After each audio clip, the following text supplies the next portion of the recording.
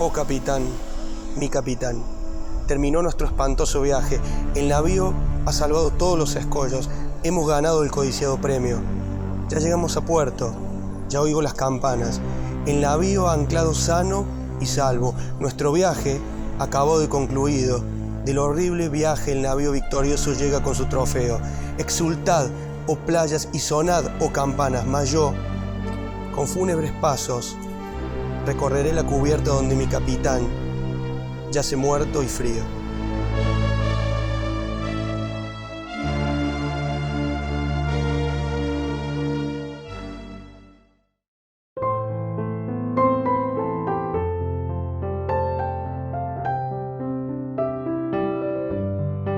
Este poema que les acabo de leer es uno de los homenajes más profundos para el presidente que logró, mediante su inteligencia, su paciencia y su tenacidad, abolir la esclavitud en los Estados Unidos y también mantener la unión del país. Walt Whitman teje un poema melancólico y épico. Utiliza una imagen retórica, la metáfora extendida, donde Lincoln es el capitán de un barco que atraviesa la tormenta de la guerra y que, a pesar de llegar muerto, deja el barco, al país, en la costa, sano y salvo. Sin embargo, el poeta va a la cubierta porque sigue sintiendo tristeza por el capitán que ha muerto.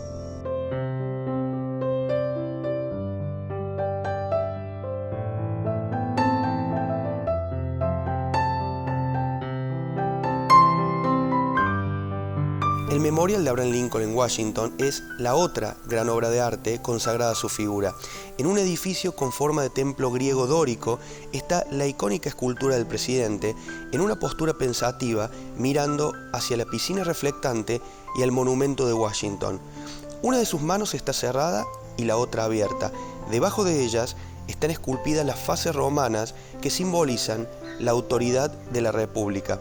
A los costados hay salas con grabados del discurso de Gettysburg, acompañado de un mural de un ángel liberando a un esclavo, y el discurso inaugural de Lincoln. En la pared detrás de la estatua, sobre su cabeza, se encuentra esta dedicatoria: en este templo, como en los corazones de la gente, por quien salvó la Unión, la memoria de Abraham Lincoln se consagra para siempre.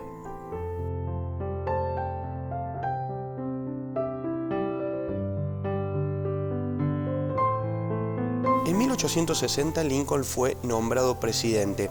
Esta victoria y un desacuerdo histórico respecto a la esclavitud provocaron que, de los 34 estados que tenía el país en el año 1861, 7 estados esclavistas del sur en un inicio y finalmente 11 declararan su separación, formando los Estados Confederados de América. A esto se opusieron los estados del norte, que formaron la Unión, que velaba por la Constitución y que pretendía abolir la esclavitud. Como líder de la facción moderada de los republicanos, Lincoln necesitó de una gran capacidad estratégica para lograr sus objetivos políticos, enfrentando al ala radical de su partido, la cual exigía mayor dureza contra los estados del sur, a los demócratas, contrarios a la guerra, que lo despreciaban, y a los independentistas irreconciliables, que conspiraban para asesinarle. Lincoln tenía dos objetivos principales y no iba a trabajar en uno en detrimento del otro. Por eso estuvo haciendo un seguimiento permanente de las actividades de la guerra y personal con todos sus generales. Tomó decisiones estratégicas, como fue, por ejemplo, el bloqueo comercial al sur. También, mientras se libraba la batalla, logró que el Congreso aprobara la hoy célebre 13ª enmienda, que abolió la esclavitud en forma definitiva en los Estados Unidos. Lincoln fue reelecto en 1864 y la guerra estaba a punto de terminar. El presidente impulsó desde el momento cero, en el discurso inaugural de su segundo mandato, una moderada reconstrucción que buscaba reunificar el país. La Unión finalmente ganó la guerra cuando el general Robert E. Lee se rindió ante Ulysses Grant, el gran general que tenía en el campo de batalla Abraham Lincoln y que posteriormente fue también presidente de los Estados Unidos. 750.000 hombres murieron en la guerra, La Confederación se disolvió, se abolió la esclavitud y 4 millones de esclavos recuperaron la libertad.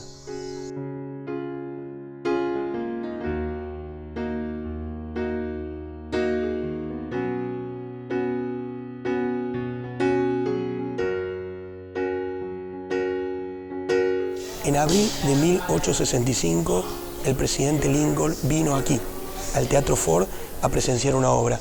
Estaba con su familia en el palco que está a mis espaldas. Mientras tanto, un simpatizante de la causa del sur, John Booth, a 6 pies de distancia, le disparó en la nuca, saltó al escenario y escapó. Días más tarde sería atrapado y asesinado. Y el presidente agonizaría frente al teatro. Allí sería el primer presidente de la historia en morir asesinado.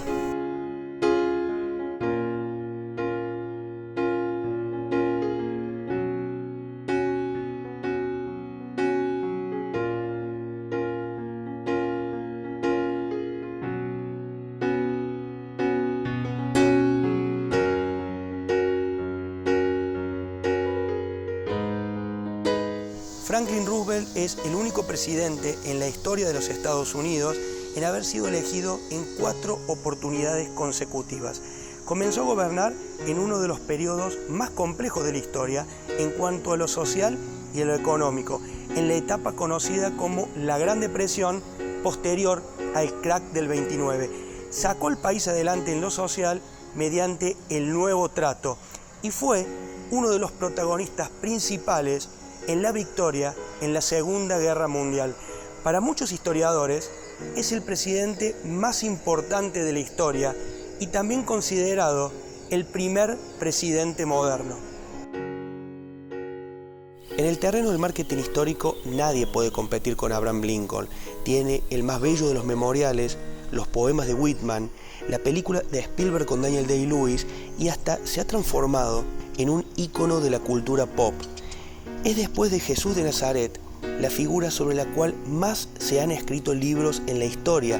La espectacular pila que se exhibe en el Museo de la Petersen House de diferentes autores que han ensayado sobre Abraham Lincoln lo ejemplifica perfectamente.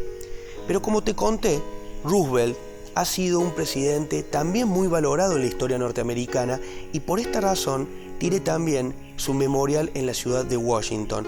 Tal vez no sea tan impactante como los templos dedicados a la memoria de Thomas Jefferson o de Abraham Lincoln o del espectacular obelisco de Washington, pero tiene una carga simbólica y conceptual que lo hacen verdaderamente interesante, ya que no hacen foco solamente en el presidente y en sus acciones, sino también en la época que le tocó transcurrir al país, la Gran Depresión, y muestra, por ejemplo, colas de personas por un pedazo de pan o escuchando los discursos radiales de Roosevelt, donde intentaba contagiar de coraje a la gente para que pudieran resistir la crisis.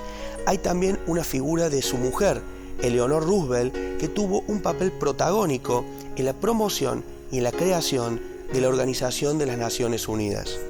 El 4 de marzo de 1933, Roosevelt toma la presidencia en plena Gran Depresión. Se contaban de a miles los desempleados por día, los bancos perdían dinero y las industrias cerraban. La política económica del nuevo trato de Roosevelt significó un aumento en el gasto público para obras y así estimular el mercado laboral.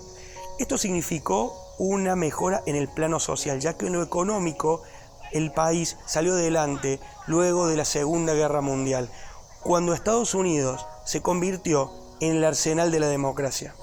Roosevelt fue una persona que siempre se mostró a favor de la diplomacia y por eso también fue uno de los grandes protagonistas en la creación de la Organización de las Naciones Unidas, pero por otro lado fue el principal proveedor de armamento en la Guerra Mundial. Aprobó y puso en marcha el Proyecto Manhattan para el desarrollo de la bomba atómica, aunque no alcanzó a decidir sobre su uso.